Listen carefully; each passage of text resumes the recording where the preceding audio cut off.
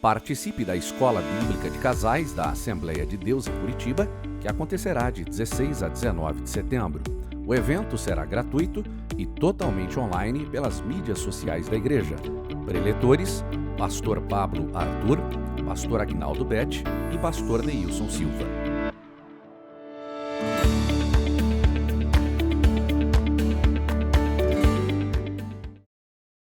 Alunas e alunos da Escola Bíblica Dominical, a paz do Senhor Jesus. Hoje estudaremos a lição 11, que tem por título Esdras vai a Jerusalém ensinar a palavra.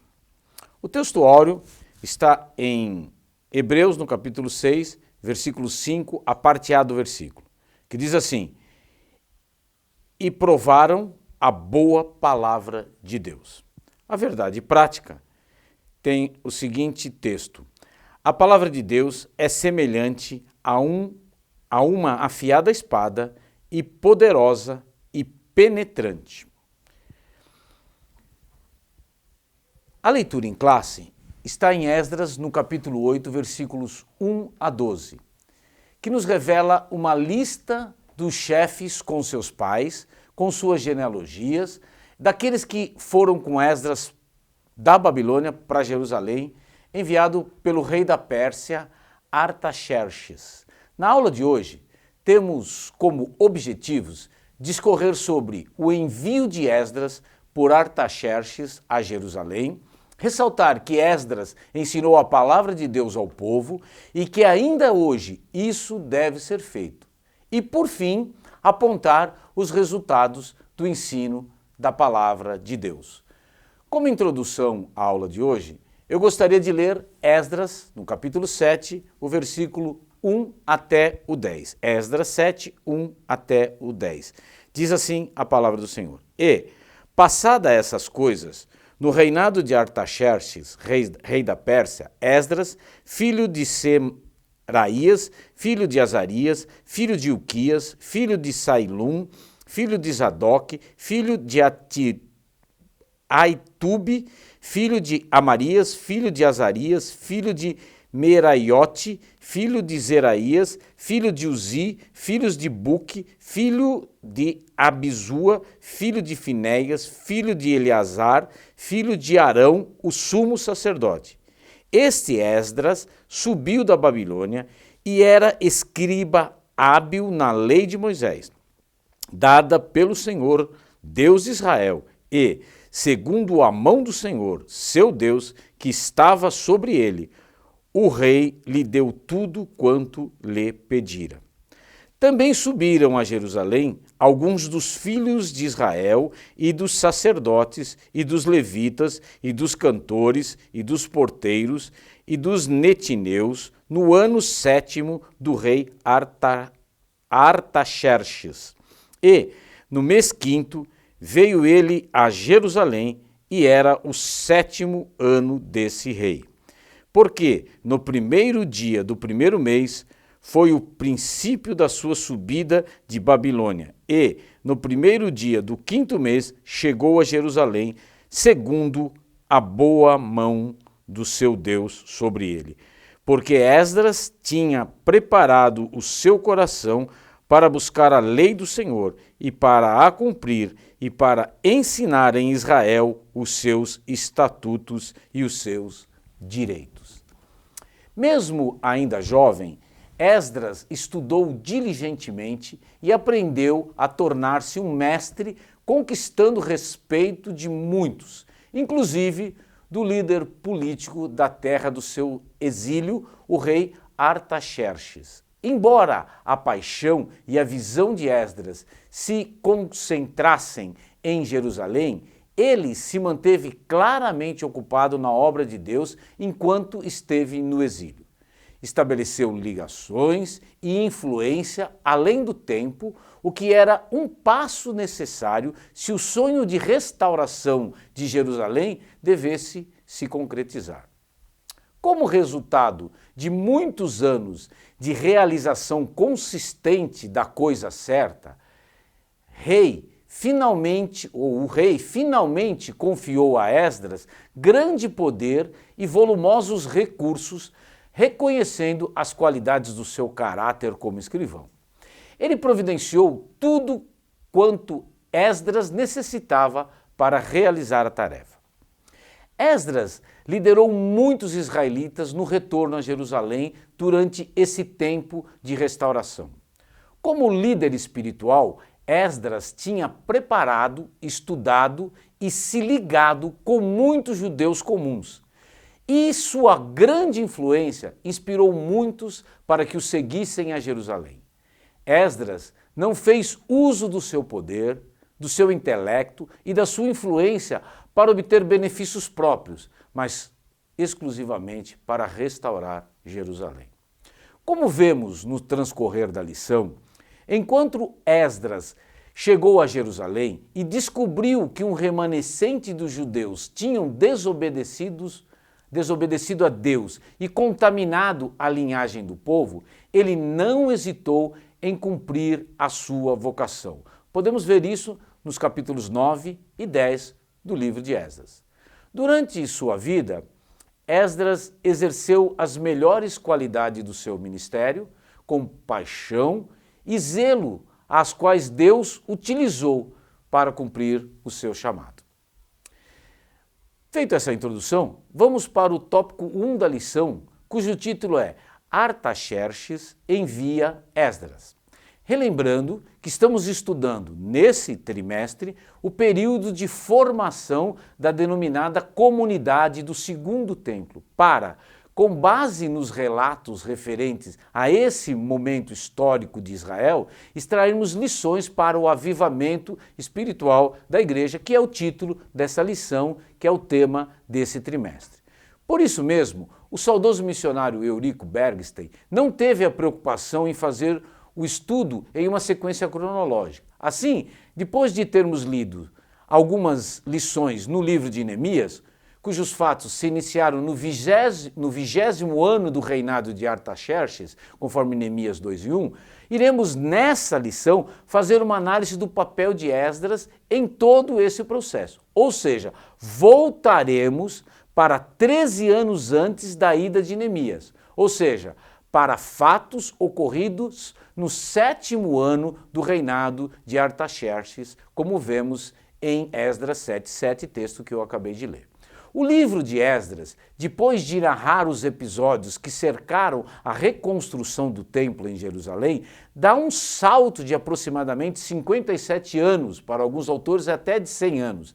Segundo os cronologistas bíblicos Edward Riese e Frank Classen, eles é que sustentam 57 anos, pois, segundo eles, a Páscoa mencionada em Esdras 6 teria ocorrido em 516 a.C. e os fatos noticiados em Esdras 7 teriam ocorrido por volta de 459 a.C. Notamos, portanto, que na expressão passadas essas coisas, que está em Esdras 7:1, há nesse intervalo de tempo um intervalo, inclusive, em que se desencadearam os fatos narrados no livro de Ester, que é o livro logo depois de Neemias. O templo foi reconstruído, mas não a cidade de Jerusalém. O governo passou a ser exercido, segundo conta Flávio Joséfo, pelos sumos sacerdotes, auxiliados pelos chefes dos pais. E não houve qualquer iniciativa para que se construísse a cidade de Jerusalém, principalmente os seus muros, o que daria maior segurança para o próprio templo. Enquanto o povo voltava a uma situação de inércia com relação às coisas divinas, o inimigo não cessava de montar os seus ardis para tentar atrapalhar o plano divino para os judeus serem a propriedade peculiar de Deus dentre todos os povos. Assim é que, de um lado, os povos vizinhos começaram a se aproximar dos judeus, retirando aquela animosidade que havia caracterizado os primeiros anos de convivência, a ponto de conseguirem, inclusive, formar famílias com os judeus, numa proliferação de casamentos mistos, o que será tema da lição do próximo domingo.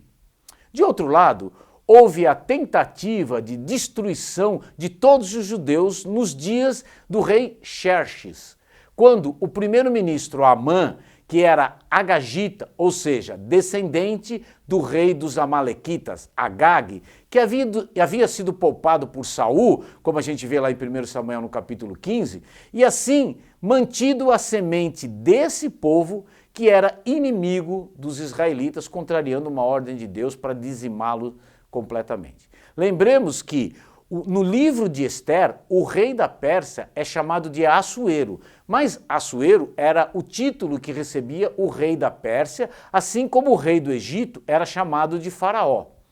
O rei persa que se casou com Ester foi Xerxes, que reinou de 486 a.C. até 465. Ele era filho de Dario I, o rei que confirmou a ordem de Ciro para a reconstrução do templo. Deus havia tomado providências para impedir a destruição pretendida por Amã, mas ainda não haviam sido tomadas medidas para que esta aproximação dos povos vizinhos aos judeus comprometesse a separação dos israelitas, condição necessária para que fosse o povo santo de onde viria o Messias para salvar a humanidade. Notamos, pois, como o inimigo sempre tenta atacar o povo de Deus em dois flancos. O primeiro é o da destruição física. O diabo usa os seus agentes para eliminar fisicamente os servos do Senhor, como tentou fazer através do decreto que Amã conseguiu que o rei Xerxes exarasse um decreto para matar todos os judeus. A gente vê isso lá em Ester, no capítulo 3.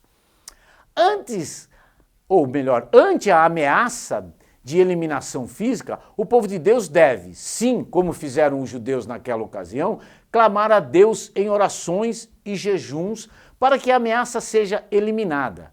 Mas o fato é que não devemos temer perder a vida física, pois, como vemos em Romanos 8, 35 até o 39, ainda que sejamos fisicamente mortos, ninguém ou nada poderá nos separar do amor de Deus que está em Cristo Jesus, nosso Senhor.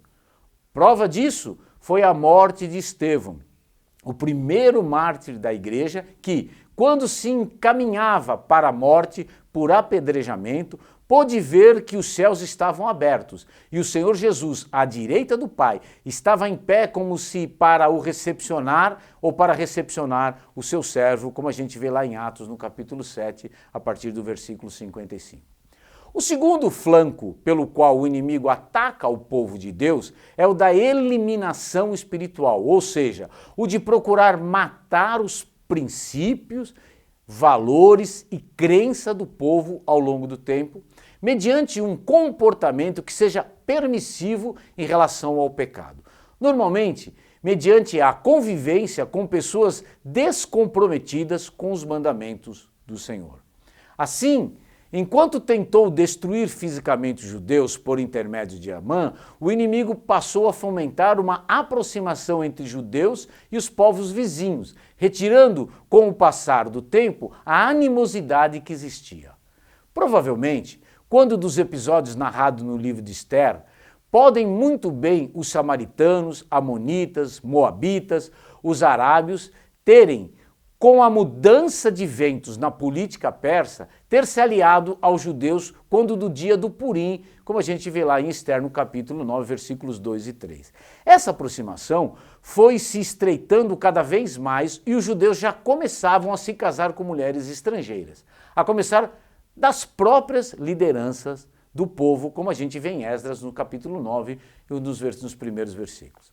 Garantida a sobrevivência física dos judeus, como se viu no livro de Ester, a divina providência tratou de garantir a sobrevivência espiritual de Israel. E, para tanto, não se sabe como motivou o sacerdote e escriba hábil na lei de Moisés, Esdras, que vivia na Babilônia, a retornar para Jerusalém a fim de ensinar a lei para o povo.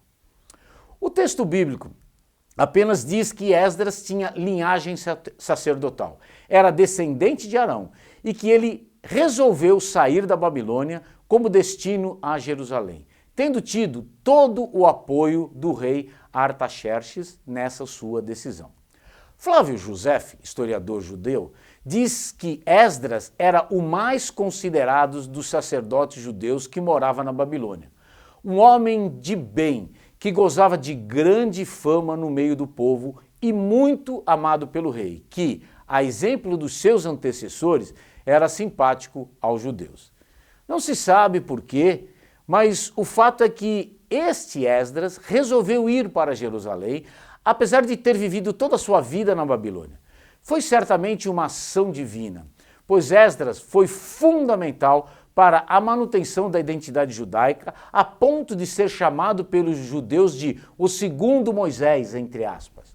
No Talmud da Babilônia, há uma nítida consideração de Esdras como o segundo Moisés, pois, a exemplo do libertador, Esdras entregou a lei para o povo judeu, que a estava esquecendo depois do exílio. A lei era fundamental para que Israel se tornasse a propriedade peculiar de Deus dentre todos os povos. O povo santo, o reino sacerdotal, como a gente vê lá em Êxodos, no capítulo 19, versículos 5 e 6. Para que Israel pudesse ser esse povo peculiar de Deus, era preciso que fosse governado pelo Senhor, que o Senhor se tornasse o seu rei. E, num reino, é o rei quem dá as normas, quem estabelece as regras. Daí porque ter o Senhor dado a lei para o povo por intermédio de Moisés, como a gente vê em João no capítulo 1 e versículo 17. No entanto, quando o povo retornou do cativeiro, parece que poucos ou quase nenhum dos mestres da lei voltaram para Jerusalém. Essa circunstância fez com que não se tivesse o estudo da lei entre os que retornaram. Enquanto que, na Babilônia, esse estudo permaneceu a ponto de, como vemos no capítulo 7, versículo 6 de Esdras, ser um escriba hábil na lei de Moisés. Não há como se ter um avivamento espiritual se ele não se fundamentar na palavra de Deus. Eu vou repetir, não há como se ter um avivamento espiritual se ele não se fundamentar na palavra do Senhor. Todos os avivamentos espirituais narrados nas Escrituras estão diretamente relacionados com retornos aos mandamentos divinos, como a volta à palavra de Deus. Alguém poderia dizer que não é bem assim, uma vez que na primeira lição desse próprio trimestre estudamos o início desse avivamento que levou à formação da comunidade do segundo templo na oração de Daniel, e não se cansou de afirmar que todo o avivamento espiritual é caracterizado pela busca a Deus em oração. No entanto, o que motivou Daniel a orar, essa é a pergunta. A profecia de Jeremias de que o cativeiro duraria 70 anos. Ou seja, foi a palavra de Deus que deu ensejo a Daniel para iniciar a sua oração. E mais do que isso, a sua fé na palavra que o fez clamar ao Senhor para que se tivesse o cumprimento da profecia. Na tentativa de destruição do povo de Israel através da matança espiritual, entre aspas, que estava sendo levada a efeito pelo inimigo, somente poderia ser dissipada com a palavra de Deus, pois ela é o alimento do homem interior. A gente vê isso lá em Mateus, no capítulo 4, e também no capítulo 4 de Lucas. É ela o elemento santificador, como a gente vê em João, no capítulo 15 e no capítulo 17. E sabemos todos que sem a santificação, ninguém verá o Senhor, que é o que nos ensina Hebreus, no capítulo 12. Quando o povo já estava se casando com os estrangeiros, quando a nova geração nem sequer conseguia mais falar a língua judaica, como vemos em Esdras 9 e em Neemias 13, colocando em risco a preservação da identidade nacional, o Senhor toma a providência necessária, que era levar um mestre da lei, o mais exímio daquele tempo, para entregar novamente a lei ao povo e restaurar Israel como, abre aspas, propriedade peculiar de Deus dentre os povos. Em nossos dias, não é nada diferente. Corremos também o risco de perdermos a identidade cristã, de voltarmos a ser vencidos pelas corrupções do mundo, como diz Pedro no capítulo 2, versículo 20. de sermos enganados pelos ventos de doutrina ardilosamente propalados por homens fraudulentos, como advertido por Paulo em Efésios 4. Por isso, o Senhor constituiu os seus ministros, como a gente vê lá em Efésios, no capítulo 4 também, os quais, cada um na sua função, faz com que mantenhamos contato com a palavra de Deus e, desse modo, possamos crescer como templo santo do Senhor, como morada de Deus no Espírito. É o que afirma Paulo em Efésios 2:20 até o versículo 22. Pois só pode ser morada de Deus quem guarda a sua palavra. Foi Jesus que ensinou isso em João 14:23. Vamos agora para o tópico 2 da lição, e o título é Esdras ensina a palavra de Deus. E junto com esse tópico, eu vou abordar também o tópico 3, que tem por título A Palavra Deve Ser Ensinada. Esdras subiu da Babilônia para Jerusalém para transmitir a lei de Deus para o povo judeu que, por causa da falta de instrução, não a conhecia mais, e isso fica bem claro no decreto do rei Artaxerxes, que mandava que Esdras nomeasse juízes para o povo dentre os conhecedores da lei e que ensinasse os que não conhecessem, numa clara demonstração de que até a corte do rei da Pérsia sabia que os judeus não mais conheciam a lei de Moisés. A gente vê isso a partir do versículo 25 do capítulo 7 de Esdras. O inimigo sabe que se o povo de Deus deixar de conhecer a palavra do Senhor, perderá a sua identidade. Será destruído como povo, misturando-se com os que não creem em Cristo, com os que não têm compromisso de morar nas mansões celestiais. Por isso, o adversário luta tanto contra a palavra de Deus e procura, de todas as formas, fazer com que o povo não tenha acesso às Escrituras. Está entendendo agora por que tantos procuram atrapalhar escolas bíblicas dominicais? Em muitos locais, tudo é motivo para cancelar a EBD por conta de congressos e festividades que mais parecem festival de música e onde a palavra de Deus fica relegada a um segundo plano ou, no momento em que a capacidade do ser humano de conseguir concentração para ouvir a palavra já foi perdida depois de mais de 2 horas de homenagens, avisos e tantas apresentações musicais. Está entendendo por que tantos insistem em desprezar o ensino teológico sistemático como o Ensinai e a graduação em teologia que a nossa FCC tem feito com grande maestria? Está entendendo por que tantos desprezam o culto de ensino da palavra que acontece semanalmente nos nossos templos?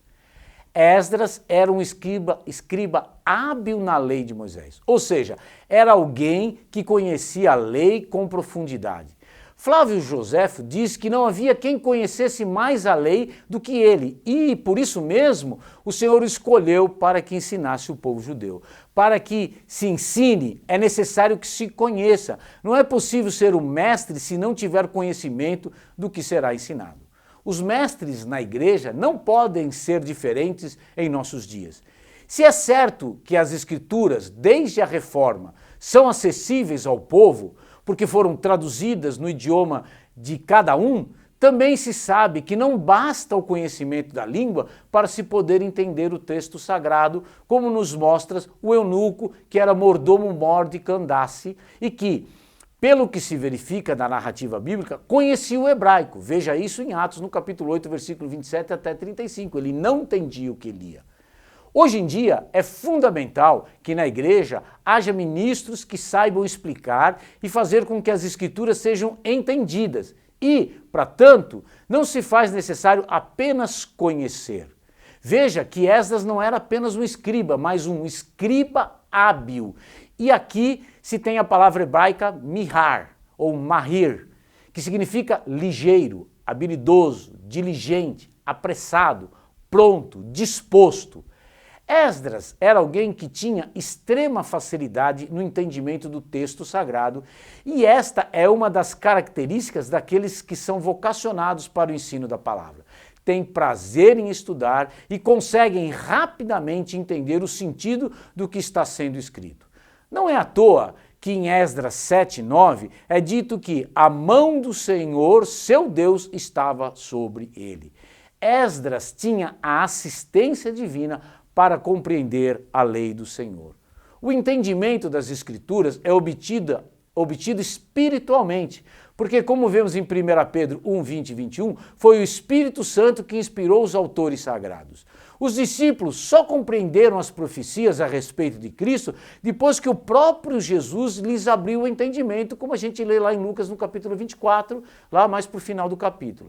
As coisas espirituais somente se discernem espiritualmente, é o que Paulo nos ensina em 1 Coríntios no capítulo 2. Devemos aprender com Esdras importantes ensinamentos e eu quero destacar alguns. Primeiramente, é dito que Esdras tinha preparado o seu coração para buscar a lei do Senhor. Esdras tinha linhagem sacerdotal e desde muito cedo soube disto, mas ele tomou uma decisão que muitos dos demais sacerdotes que estavam entre eles na terra prometida ou fora dela não haviam tomado. Ele preparou o seu coração para buscar a lei do Senhor. Esdras quis conhecer as Escrituras e isto foi fundamental para ele se tornar o escriba hábil na lei do Senhor. Ele tinha desejo em saber qual a vontade de Deus para o seu povo, o que Deus havia revelado ao homem.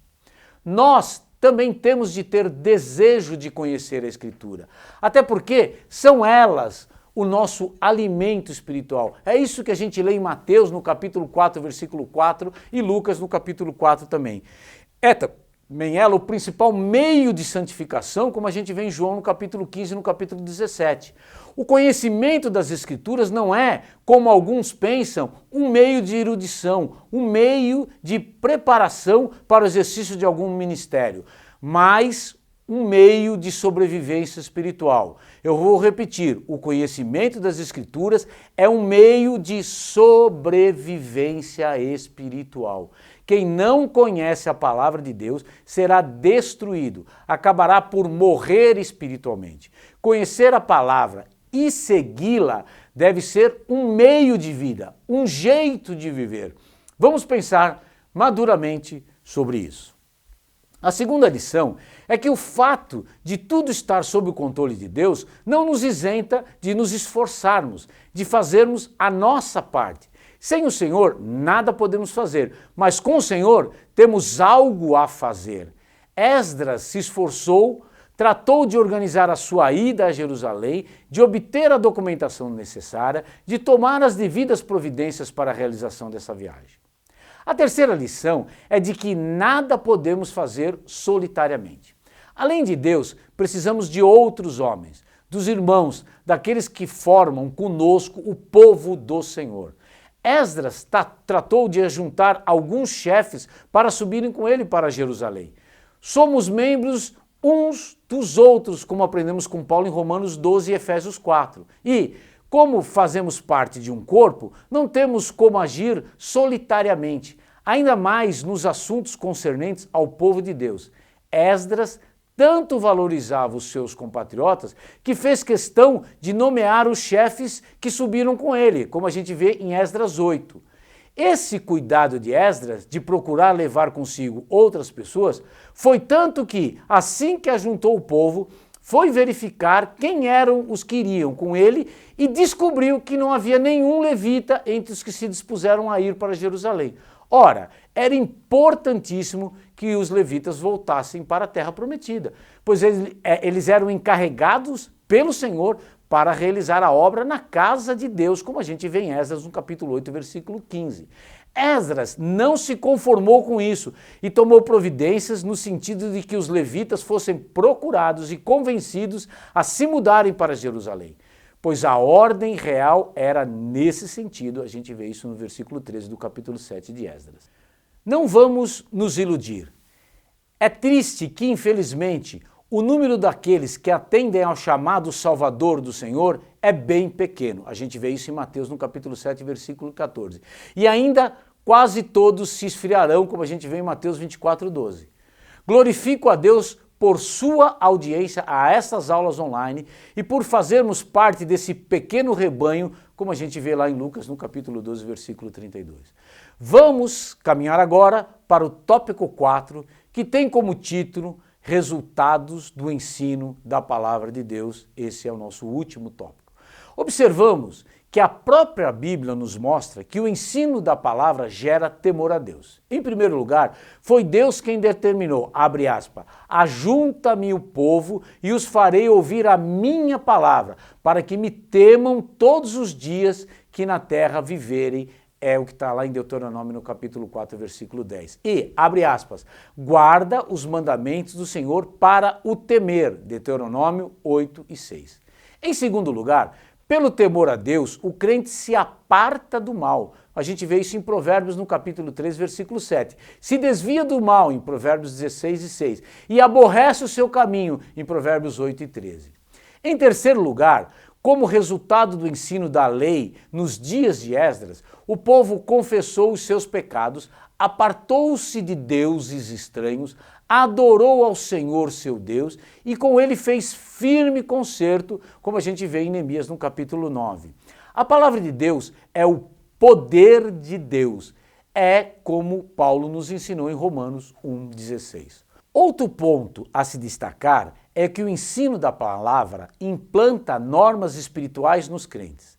Essas normas dão forma às manifestações da nossa vida ou da nossa nova vida, daquela que se converte, naquele que, pela operação do Espírito de Deus, passa a andar nos estatutos de Deus, como a gente vê em Ezequiel capítulo 36. Vejamos algumas dessas manifestações da nova vida. 1. O crente é honesto a toda a prova, como a gente vê em Romanos no capítulo 12, em Coríntios no capítulo 8, em Filipenses no capítulo 4, em 1 Pedro no capítulo 1 e em Hebreus no capítulo 13. 2.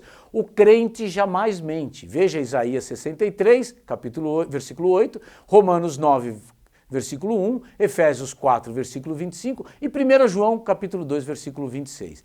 Em Mateus 5,37, Jesus disse o seguinte, abre aspas, seja, porém, o vosso falar, sim, sim, não, não, porque o que passa disso é de procedência maligna. 3. O crente jamais se apodera de alguma coisa que não seja dele. Abre aspas, aquele que furtava, não furte mais. Diz Paulo aos Efésios no capítulo 4. Zaqueu, depois de salvo, queria restituir aquele que tinha defraudado, como a gente vê lá em Lucas no capítulo 19. 4. O crente vive uma vida moral que é exemplo de pureza. Abre aspas, a prostituição e toda impureza nem ainda se nomeie entre vós, ensinou Paulo aos Efésios no capítulo 5. 5. O crente jamais dá falso testemunho de alguém, como a gente vê em Êxodo no capítulo 20, em Provérbios no capítulo 10 e Tiago 4 e 11. Por fim, aprendemos com o missionário Eurico Bergsten que o ensino da palavra dá conhecimento. A igreja de Corinto foi enriquecida porque, pelo ensino da palavra de Deus, havia recebido conhecimento, como a gente vê em 1 Coríntios, no capítulo 1. Devemos considerar, nesse ponto, o seguinte. 1. Em Provérbios 24, 3, vemos que o conhecimento consolida a força, porque pelo conhecimento podemos saber o que nos é dado gratuitamente por Deus. Ver também 1 Coríntios 2 e 12. Pelo conhecimento da verdade, podemos alcançar plena libertação, como está lá em João 8,32. Pelo conhecimento, podemos saber que Deus quer que todos os homens venham ao conhecimento da verdade, como está lá em 1 Timóteo 2,4. 2. Pelo conhecimento, podemos saber como agradar a Deus. Veja 2 Coríntios 5,9. Agradar a Deus não é resultado da nossa própria força, mas o próprio Deus nos dá graça para agradá-lo. Em síntese, pelo conhecimento, podemos saber que Deus quer que todos os homens venham ao conhecimento da verdade.